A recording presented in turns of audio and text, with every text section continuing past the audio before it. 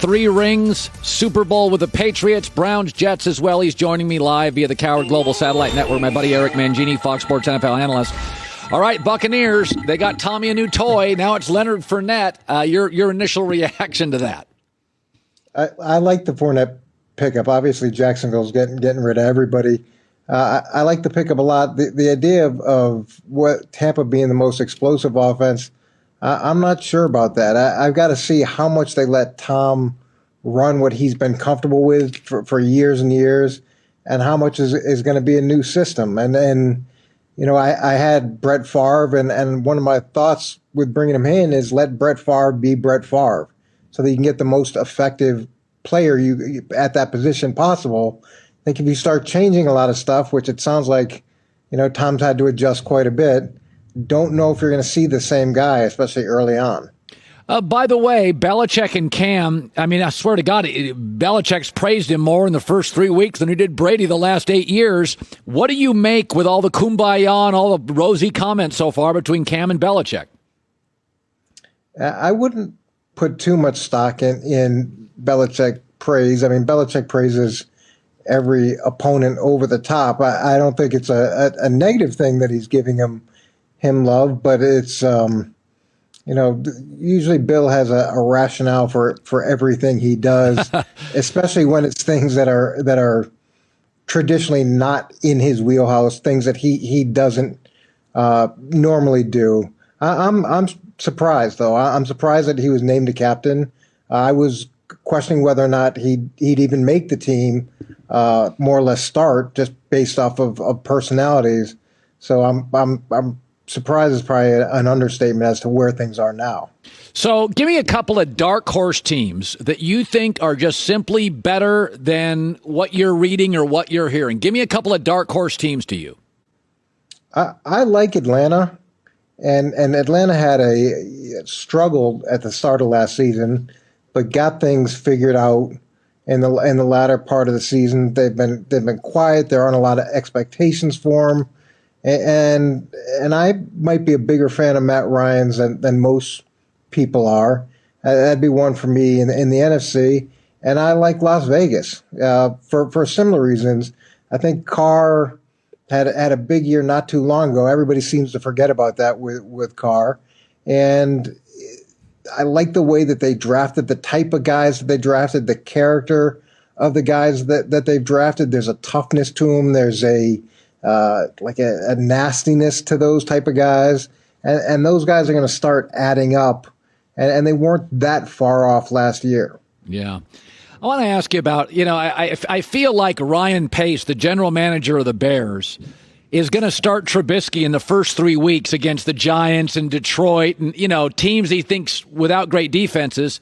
So when he has to, they've already declined Trubisky's fifth-year option. So when he moves off Trubisky, he can go, you know, he had a winning record. He wasn't a bust. We just moved on.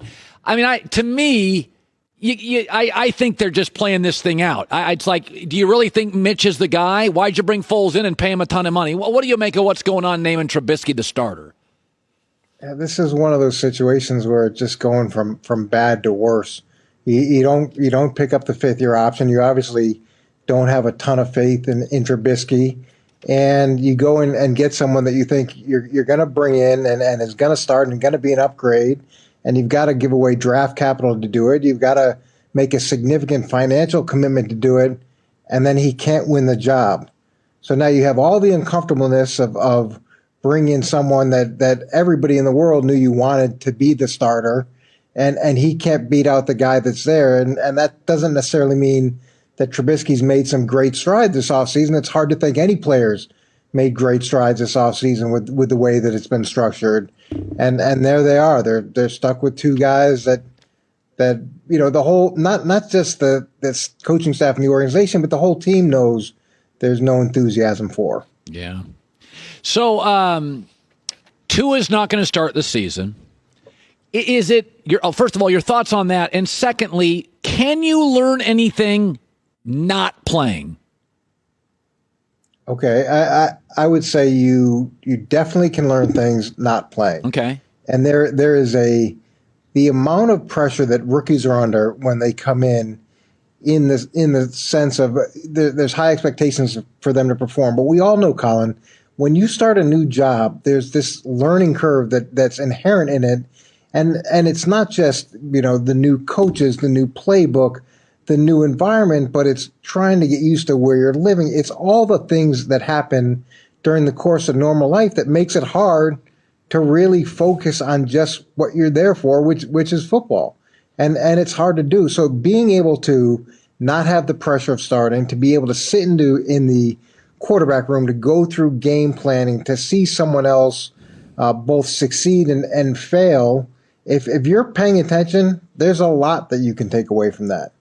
And I think Aaron Rodgers is a good example of that. Yeah. Deshaun Watson got big boy money. I would have done it. Would you have done it? Would you have paid him early? Yeah, but I'm not a huge fan of paying guys early, but I get in this market and with the trends that we've seen why people are doing it.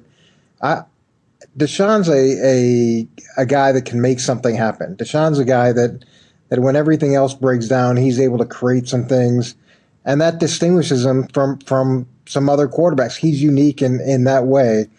Do I like the investment that they made in him? Yeah, he's got a chance to win every year, and he gives you a chance in every game. So it's understandable why they did it. Clowney to Tennessee. Are you comfortable with that contract? I am. This is actually probably his best spot. So he's got the familiarity with Mike Vrabel, his position coach, his defensive coordinator. He's got the familiarity with the system. They understand the player that they're getting, his strengths, his weaknesses. There's not going to be that big learning curve with him coming in and trying to figure out, what to do. So he should be able to plug and play right away. I loved what New Orleans and the Browns were trying to do from a trade or a sign and trade perspective. I thought that was probably the most interesting aspect of the whole Clowney signing. Yeah. All right. Well, I hope you had a great summer. I know the weather in Cleveland today is all lightning and thunder. Yeah, it's your favorite, Colin. It's you'd be tucked in with it in the blanket and listen to your lightning and thunder all day. Oh, I love lightning and thunder. I've had many a days sitting on a beach watching lightning and thunder, and I love it. Coach, it's great seeing you. Can't wait for the season to start Thursday. Thanks again. All right, we'll see you later. Hi, everybody. Thanks for watching. Subscribe here to get the latest from the show. Also, be sure to check out more of the best clips from The Herd or go watch a few segments from other shows on FS1.